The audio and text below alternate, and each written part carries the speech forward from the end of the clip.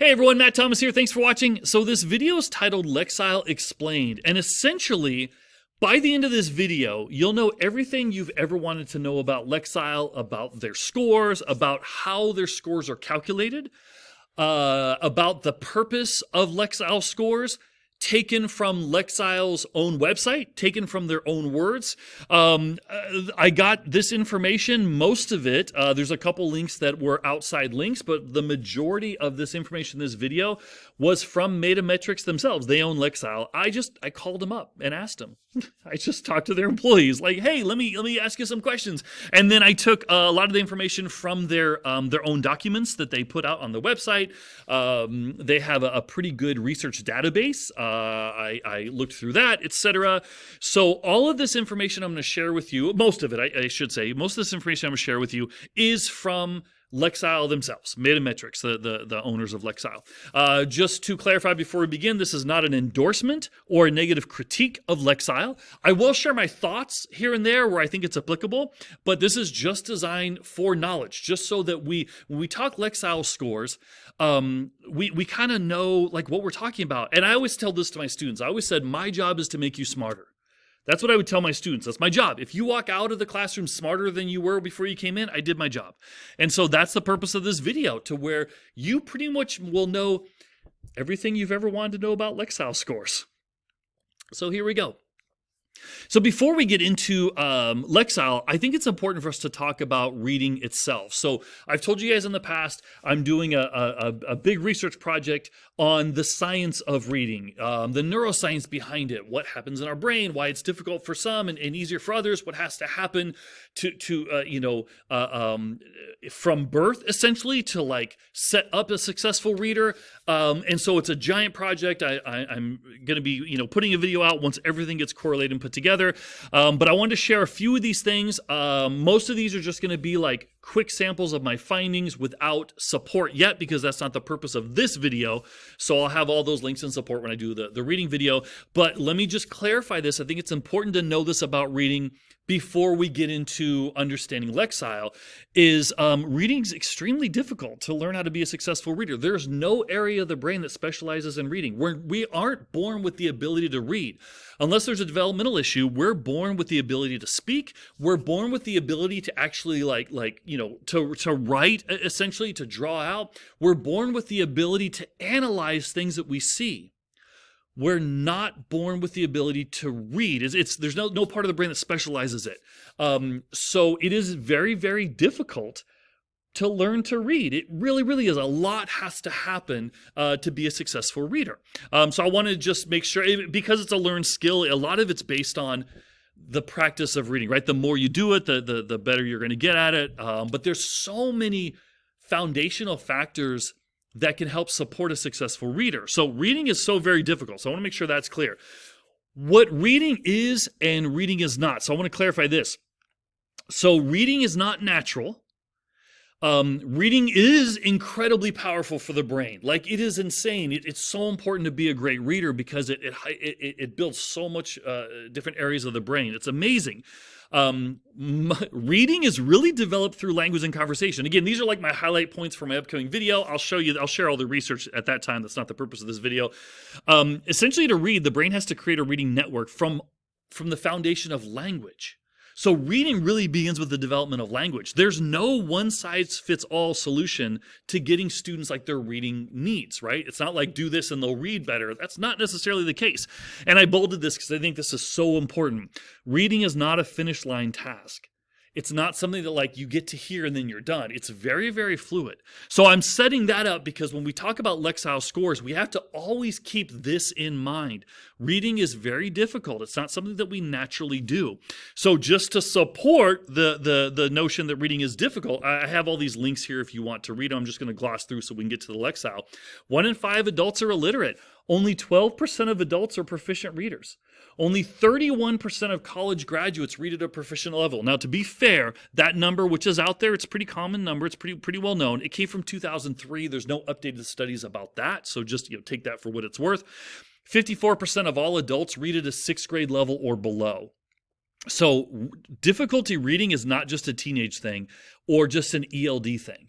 Half of the adults out there read at a 6th grade level or below. And I'm setting this up so that we truly understand Lexile scores, how they're calculated, the purpose of them, etc.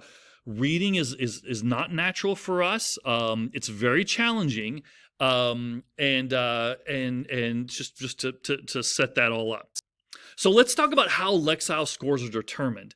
So Lexile uses a very simple formula, actually. It's word frequency and sentence length. That's how they determine how difficult a word is. So they do it word by word. So, and then what they do is they take the word frequency and sentence length and they run it through a rash system. Now, if you're like me, I had to Google what rash system meant. I have links to all these things, so you can link at them, look at them if you'd like there. Essentially, it's a model for analyzing data. It's like a slide scale. So if a word appears less frequent, and it's in a shorter sentence, then they give it it's an easier to understand word. If a word appears less frequently in something, or something's in a longer sentence, it becomes a more difficult word, etc. So that's how they do it. So word frequency and sentence length. Now, I will tell you, Lexile did not come up with this. There are at least 17 different readability formulas, and I have it linked there. There's at least 17. There's probably more. And they're all very similar. Word frequency, sentence length. Some use amount of syllables. If a word has more syllables, it's more difficult to understand, etc. And, they're all very similar. So let's define how Lexile defines word frequency. So what happens is Lexile has a collection of over 90,000 texts, novels, books. I did ask him where that came from, because you're probably like, 90,000 what? Medical texts, children's books, what are they? And so they told me that it's a collection of college textbooks, adult, like popular novels, high school novels. Like, it's a good general collection. I felt very comfortable with that. I'm like, yeah, that's pretty good, right? It's not all children's books. It's not 90,000 medical textbooks. It's a good blend of everything. So they have a collection of those 90,000 texts. And within those texts, there's 1.4 billion words. And so what they do is they take 5 million word chunks of those 1.4 billion words, and they see how often a word appears within those 5 million words. That's how they determine word frequency. So, for example, if I'm going to use this example, it's not accurate. I'm just making this up. If the word "and" appears 100,000 times within 5 million words, it becomes an easier word to understand. They figure you've seen the word more often, you'll know it. If the word "perpetuate" appears 5 times, then Lexile will say it's a more difficult word to understand because it doesn't show up that much. So I just noticed, if you're looking at my slide, I just noticed that it says 600 million words here, and then I say 1.4 billion words here. That's because 600 million words was based on old data. When I talked to Lexile, they actually said, no, we haven't updated that. It's actually 1.4 billion. So that explains the discrepancy there. So it is a 1.4 billion word count. So that's how they determine word frequency, how often it appears in 500 or 5 million words out of a 1.4 billion word count. Now, how they determine sentence length. Okay, so they say that sentence length can make a text more difficult. And that is based on Rudolf Flesch's research. So he has a degree in library science. He's actually a degree in law as well. And he came up with a formula where he was just determining, hey, the longer a sentence is, the more difficult it is to understand. Now, the American Press Institute also said they ran research about that. I could not find their research published. I couldn't find it anywhere. I found articles that said that the research was not published. They chose not to publish it, but they actually have some numbers that they say supports that. I did not find Flesch's original research on the longer the sentence, the more difficult it is to understand, but I'll be honest, it makes sense and I'm okay with that. Mainly because the longer a sentence is, the more clauses there'll be involved, the more things your brain has to keep track of. I'm okay with saying that the longer a sentence is, the more difficult it is to understand. I did see articles where they define sentence length as like 15 or fewer words, easy sentence to understand. 15 to 30, 30 to 50, then it's more difficult. I don't have the link to that article. I don't think I need to. I'm sure you're going to believe me when I say that. So essentially, I'm okay with saying that sentence lengths, the longer sentences, the more difficult it is to understand. So word frequency and sentence length, that's their model. Okay, that's how Lexile scores are determined. Now, there is an article. This article was on Metametric website. So they have a research group, like a research website that you can pull up a bunch of research. It's not their research. It's just maybe articles that have been written by people that they support, they endorse. And so this article said that word frequency and sentence length, so the Lexile score algorithm, is up to 80% accurate for determining reading comprehension on difficult task difficulties. So their article, their research said, hey, word frequency and sentence length, 80% accurate. We're okay. So I feel good. Like if you're like, hey, how does that really support how difficult a word is? According to their research, it's 80% accurate at determining it. I think that's a good number. I'm okay with that. Now you know how Lexile scores are determined. So let's see if it's a passage, a short passage, and you're like, great, that determines short passages.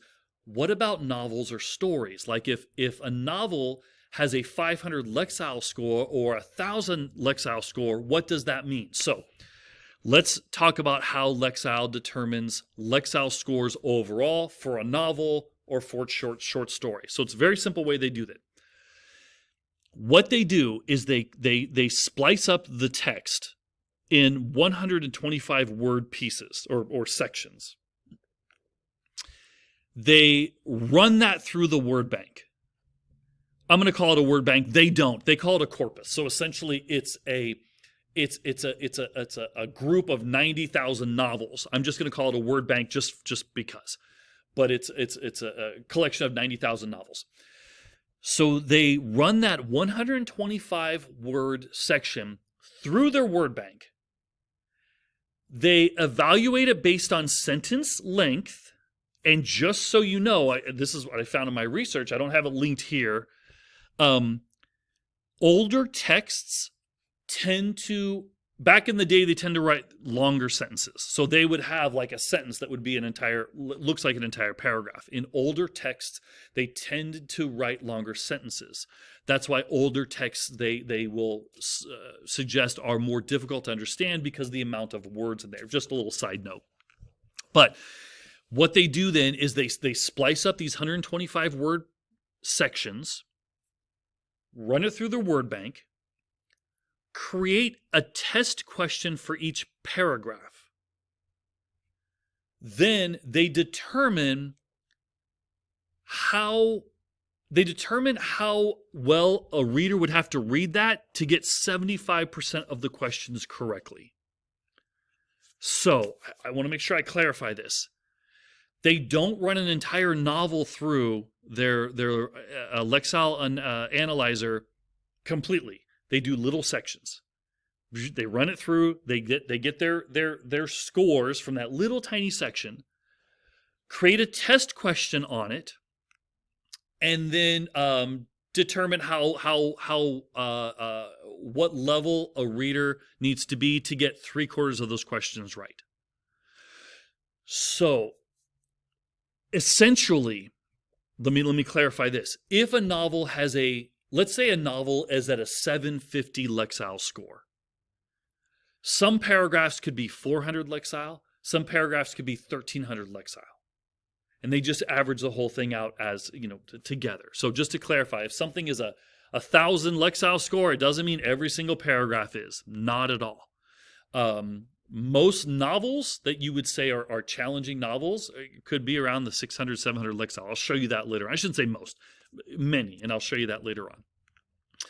So that's how Lexile determines the Lexile score of a novel. They do it in little tiny chunks, and they base it on how many, at what level a reader should be at to get 3/4 of the questions correctly.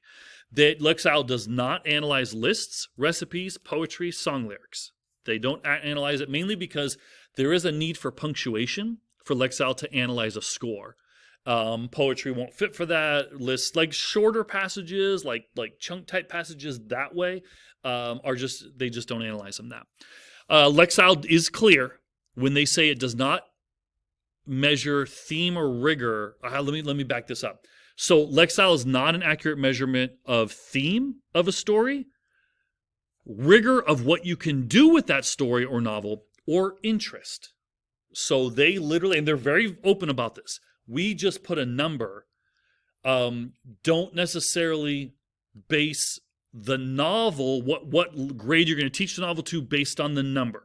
And I'll clarify that a little bit later on. And rigor. So sometimes it can be inaccurately thought that the lower the Lexile score, the less rigor can be done. Not necessarily at all. You'll see some of the novels that we teach at higher levels have very low Lexile scores, but are very rigorous when you combine them with great projects. And then, of course, interest level, right?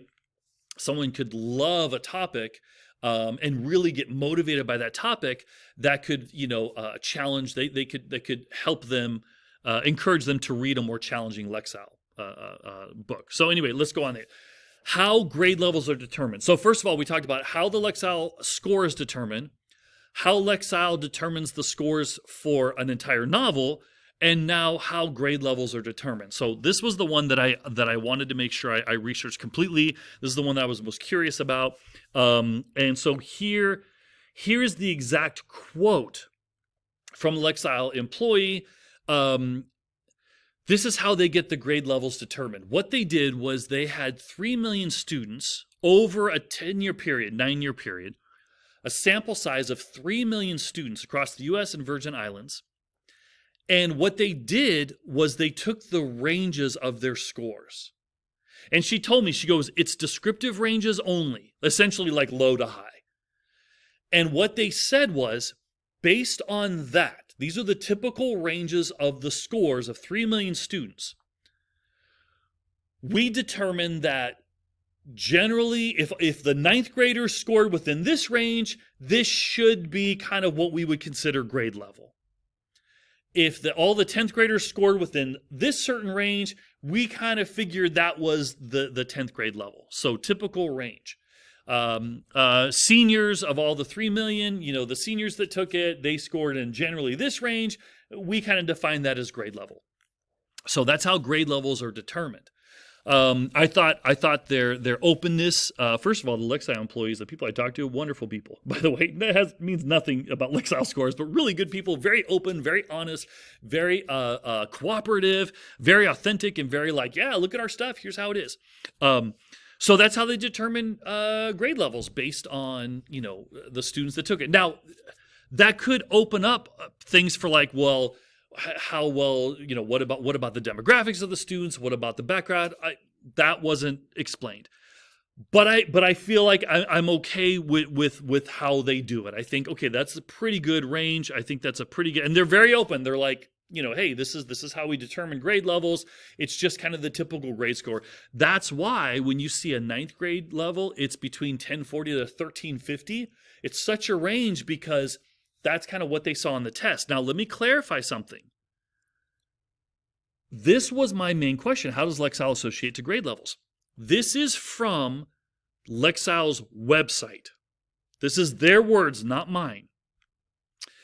They said there is no direct correspondence between a specific Lexile measure and a specific grade level. So just to clarify, that is on their website, as well as the next quote. Oops, it went away. That is on, the next quote is, there it is. This is on their website. So I took it directly from the website. Lexile themselves will tell you there's not a correspondence between our test and an accurate set grade level. It goes on to say, this information is for descriptive purposes only and should not be interpreted as a prescribed guide about what an appropriate reader measure or text measure should be given or should be for a given grade. I bring that up, and I think it's very important because as teachers, teachers can get stressed out. They can cry. I have teachers just cry and like, my students aren't grade level. And Lexile themselves is saying, look, we're giving you this big range. We came with these grade levels because it's kind of like the range that students pass the test at their age, but it isn't a direct correspondent between grade level. I'll give you kind of my thoughts towards the end on why that is. But Lexile themselves says, hey, this is just for descriptive purposes only. It's not to be interpreted as a prescribed prescribed guide. So if your ninth graders are not scoring, like we're not saying they have to be in this level. We're saying this is kind of this is just what we found. So as we're getting closer to the end of this video, critiques of Lexile scores. So as I think it wouldn't be fair. Like I want to bring out what other people have said. These critiques I got were mainly from other educators, other professors, not from random like posts of people venting of things.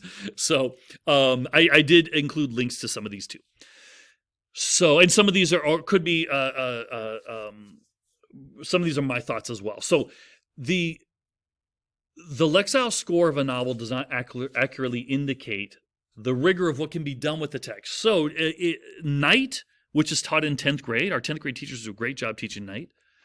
That's at a 3rd grade reading level. So imagine if you were to tell your parents without telling them it's Night, hey guys, 10th grade parents, just want to let you know we're going to be reading a novel. It's a 3rd grade reading level, and it's going to be amazing. We're going to do great things with it. The parents are like, what are you kidding me? But then when you explain it's Night and the themes and the writing we're going to do and the conversations we're going to have, and it's very rigorous. So Lexile scores do not always accurately, they don't accurately indicate the rigor of what can be done with the text. Grapes of Wrath is a 3rd, 4th grade reading level. Color Purple is a 4th grade reading level. So they don't accurately measure analysis and thought-provoking discussions, great discussions you can have with your students. They only do examine short passages of a novel collectively. They'll examine the whole novel, the Lexile scores, but they only do it in short passages. Lexile scores do not account for interest level. I have a link there to Lexile saying that as well. One of the critiques is that Lexile, like they do reduce exposure to books that the students may enjoy reading. So if a teacher says like, hey, 3rd grade teacher, hey, all of my 3rd graders, you're only reading in the 3rd grade reading level. Like some who want to read about soccer, but the book's in the 5th grade reading level, they may not be able to read it because if someone just sticks to certain levels, it kind of reduces the exposures to books that students may want to read. Students can feel like they're placed in a category of readers. It's a psychology thing, like, oh, you're in 4th grade, but you're only a 2nd grade reader. You need to sit over here and read in this level. So that could be good and bad, right? So that's a critique of it. They don't always align with how the brain learns. There's a lot of evidence about the F&P leveled readers that are not supported by cognitive science. The reading levels, they can vary, depend on the readability formulas. So I told you there was 17 different readability formulas. This link goes to an article that talked about how like the same text was ran through different reading levels, and it ranged from 3 different grade levels. So depending on what the readability formula is, and again, Lexile uses word frequency and sentence length. Depending on what the readability formula is, it could range from up to 3 different grades. So the same novel that you're reading in 3rd grade could be a 6th grade novel or story. There's an interesting article. There is a high correlation between prior knowledge and the ability to read more difficult texts. So if a student is reading a text that that there's some unfamiliar words there, but they have a lot of prior knowledge on the topic, it's much easier for them to be able to read that text with a second read. So we tend to just read texts once, right? So if a student is reading a text randomly, there's been no prior knowledge established by the teachers. There's been no like quick writes, discussions. They're just jumping right into the reading. And the students being analyzed with their Lexile score based on that reading, most likely they're going to get a lower score. Once prior knowledge is established, then students can understand vocab and context. So there's an article for that. I do like this example. I think this is great. If let's say you're attending a neuroscience class, it's your first one, and you don't really know a lot of you know some neuroscience, but you don't know all the terms, the first time you read chapter 1 of the textbook, you might not understand it, and you would score low on a Lexile score. But once you read it, and then you do a second read, your Lexile score will be so much higher with the second read, because now you have a little prior knowledge established. You're able to understand the words like the first time through, so you take it again. So usually that second read will greatly increase the Lexile scores. This I thought was interesting. I just want to share it with you. Not a negative critique on Lexile at all. I just wanted to share with you how easy it can be to adjust Lexile score. So I have the link to the article up here. This author had taken this sentence that is on your screen right now, ran it through the Lexile analyzer, and it came up with an 810 to 1,000 Lexile range. So this sentence right here can be could have a score of 1,000 Lexile. Then what he did was he replaced this word and, put a period, this word. He replaced that and with a period. Boom. And then he reran it. Now remember, Lexile scores word frequency and sentence length. Now, this first example that has 2 longer sentences, now this one has 1 long sentence and 2 short sentences. Just by replacing that period, it went down 400 points, the Lexile score. And if you don't believe me, there's pictures. I did that yesterday. So there's 2 days ago. There's the picture. There's a before and after. Same sentence, just added a period rather than the word and. So you can see how sentence length really can have an impact. So it is easy to manipulate the Lexile analyzer, but I just wanted to bring that up. So let's talk about our last couple slides here. Is Lexile based on science? So I hear this a lot. Is it based on science? And it's a question that is it depends on your definition of science, right? So it's not a yes or no question. It can be, of course, but it's more like, okay, it depends on your definition. It's a little deeper than that. So let's address the question, is Lexile based on science? And the answer is it's a little deeper than that. So it takes a little digging. Let's talk about that. All right. Based on science is a term that will instantly add credibility to your argument, because it's a kind of a loose term, and most people don't follow up with that. Hey, this is based on science. Oh, really? Oh, it must be great. Let's kind of analyze this a little bit.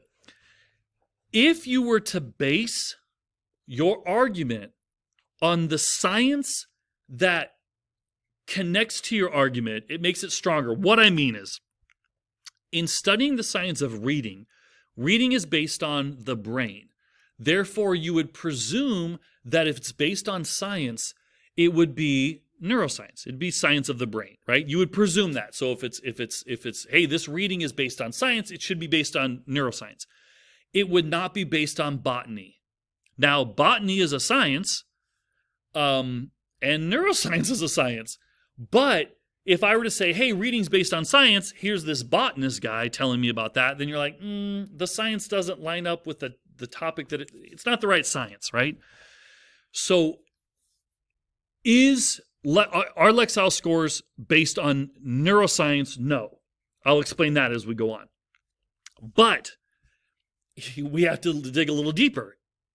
Lexile doesn't say it's based on science. Lexile doesn't use that term. Now, Lexile uses, so you're like, wait, Matt, I've been to their website. They say science. You're right. But it doesn't say the term based on science. It doesn't use those words. Now let me get technical. You're going to be like, Matt, you're an English teacher. You're getting too technical. So as a former business owner, before I became a high school teacher, I owned a business for 10 years. And so what I know about business law and what I know about, my colleagues who also own businesses and all this stuff is that the terms you use are very, very important in marketing and advertising and contracts, because it could open you up to legal issues. So if Lexile comes and says, we're based on science, that's an open-ended term. people would be like, well, it's reading, it's the brain, must be neuroscience. Wait, you can't be based on neuroscience because brain reading isn't natural. It's not. Wait, where's your neuroscience stuff? So it opens them up for legal issues. Now, I will tell you, Lexile did not tell me this. This is just my open interpretation. Just saying that in advance. If you're a lawyer, let me know. Correct me if I'm wrong. What Lexile uses is they use these terms. This is directly from their websites. I put the links right here. Lexile framework is based on 30 years of rigorous research. That's accurate. I would say that's accurate. Lexile is research-driven and a scientific system. That's accurate. I would say that. Lexile measures are one of the most researched reading measures available today. I think that's accurate. It's backed by research. I think that's accurate. It's a scientific approach. That's accurate. They never say based on science on there. So here is the definition of scientific research. Now, to be fair, there's many different definitions. I chose this one. This is my choice. It's not from their website. I chose this one because I liked how clear it was. There's a few other definitions, but they're very similar to this. Scientific research follows a systematic approach, a process based on the application of clearly predefined and repeatable steps to acquiring new information that adds to existing knowledge. So, does Lexile use predefined and repeatable steps in their process? Yes. They use word frequency, sentence length based on a word bank, a word text, 1.4 billion words. They repeat the same process. They're very systematic. Yes. Therefore, do they use a scientific approach? Yes, they do. Is it research-driven? Yes. Now, they did not come up with the formula. There are 17 different readability formulas, and they're very similar. They have chosen the ones they chose to use. They chose a specific one, based it, and then that's the formula they base it on. They didn't magically come up with this. So yes, I am very confident to say that the way that Lexile portrays how they came up with their information, I'm very confident with that. I would say yes, it is research-driven. Yes, 30 years of research. Yes, they are relying on the research of others. That's okay. That's what we do, right? We rely on the research of others. So nothing wrong with that. It is backed by research. Yes. Scientific approach. Yes. Is it based on science? That's the question. Again, it depends on. So if someone were to say, dude, Matt, this is amazing, it's based on science, I'd be like, let's look into it, right? It's not that clear cut. Is it based on neuroscience? No. Lexile reading scores are not based on neuroscience. I can confidently say that. It is based on a scientific approach. But here's the thing. Lexile never said it's based on science. That tends to be things that other people say. They took a scientific approach. Everything Lexile says and claims on their website is accurate. That's different than based on science. So just to clarify that all being said, the Lexile is very clear with how they approach this. It tends to be others. Even maybe one of their salesperson says, yeah, it's based on science, but if it's not written down somewhere on the website, they're just saying that, and then you start questioning, well, based on what science? Oh, a scientific approach? That's different. So anyway, so hopefully that's clear there. All right, are grade level reading scores accurate? I've already talked about this. But here's kind of my final thoughts. I know this video's gone on for a while. Hopefully it's very clear about Lexile scores by now. Are grade level reading scores accurate? So here's what I would say based on my experience, not only as an English teacher for 18 years, but my experience of my researching of how reading is learned, the science behind reading and neuroscience, my research neuroscience, all this stuff.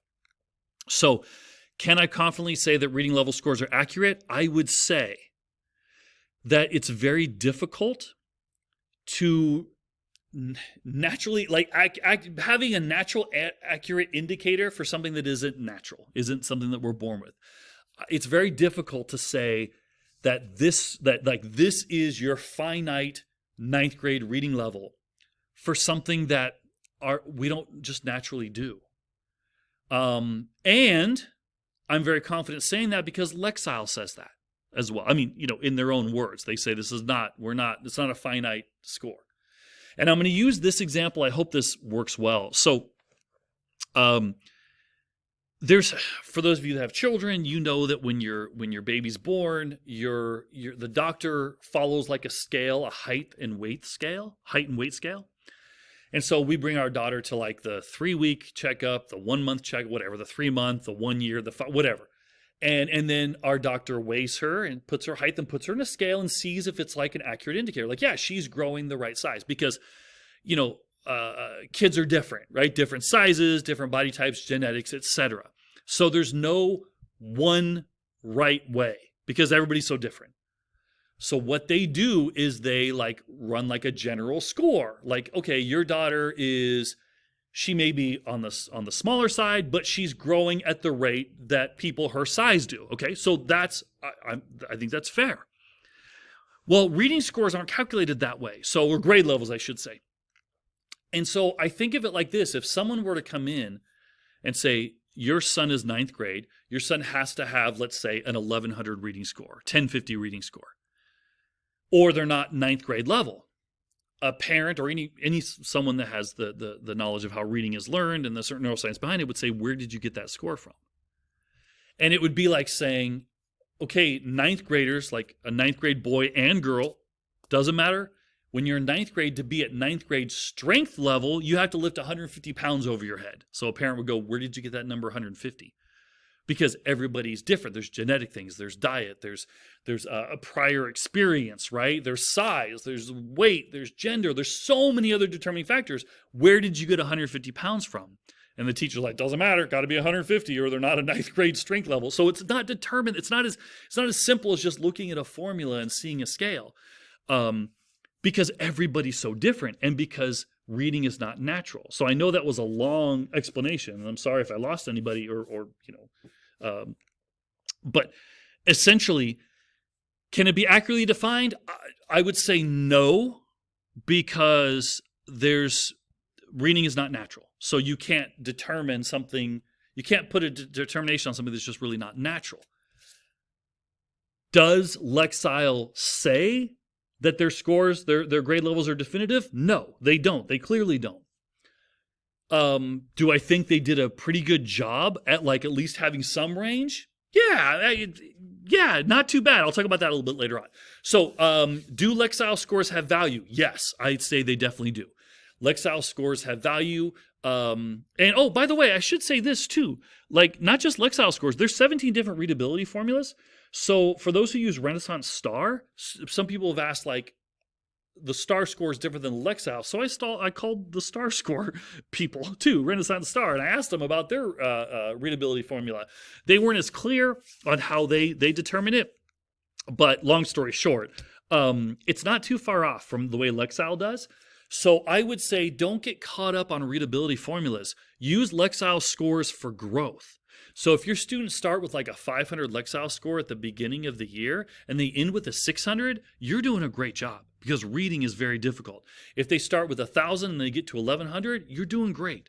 If your 9th grade student starts at 850, don't bum them out. Oh, 850, you're not at grade level, which is 1050, because we know that grade level can't be accurately identified or determined or categorized. And even Lexile says that. So I would be like, okay, you start at 850, no problem. By the end of the year, we're going to get you to 950. And if they get to 950, praise them. Like, that's awesome. So yes, Lexile scores have value, for sure. Lexile isn't necessarily claiming to be an end-all. Not necessarily. They're not claiming it at all. They're not saying we're the end-all when it comes to reading evaluation. I think we, and I say we as educators, the educational system, seem to make it more than Lexile's claiming it to be. And I will say this, though, Lexile's trying. Lexile seems to be trying. When I contacted them, they were very open with the research.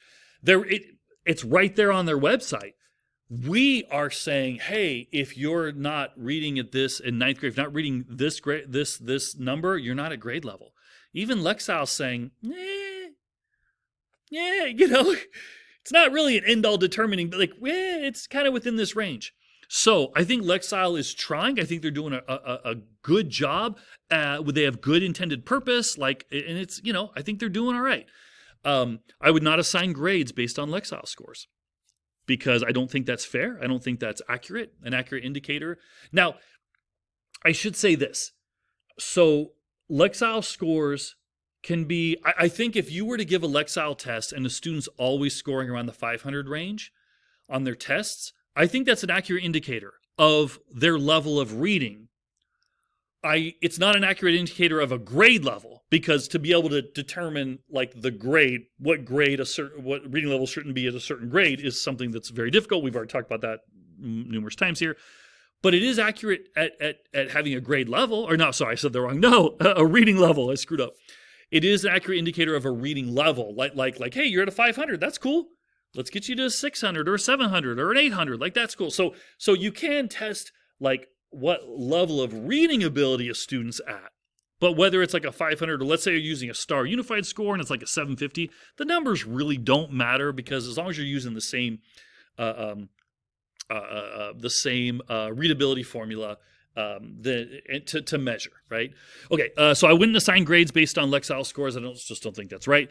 As a teacher, here's what I would do. I would focus on creating engaging project-based lesson plans that include the readings. Don't just read in isolation. So like, hey, we're just going to read this story and then next, let's go to the next one. Or hey, we're just going to read this novel just to read. No, create engaging, interesting projects surrounding the reading, right? Use the reading as another tool. Use Lexile as another tool. Don't surround everything around it. It just isn't. It wouldn't be. It wouldn't be your best use of teaching tools. Use it as something. Hey guys, all right. So here's your reading level scores. No problem. Write that score down. And you know what? In 3 months, we're going to look and compare how much you've grown. And dude, if a student grows 300 in between, like let's say they started at a 600 and they're at a 900, dude, oh my gosh, that person deserves an A++. Praise any growth in reading, but definitely create projects around that reading. Don't focus so much on the Lexile score. And just a reminder, reading is not a finish line task. It's very fluid when reading is developed. You'll see that when I get to my much bigger project about the science of reading.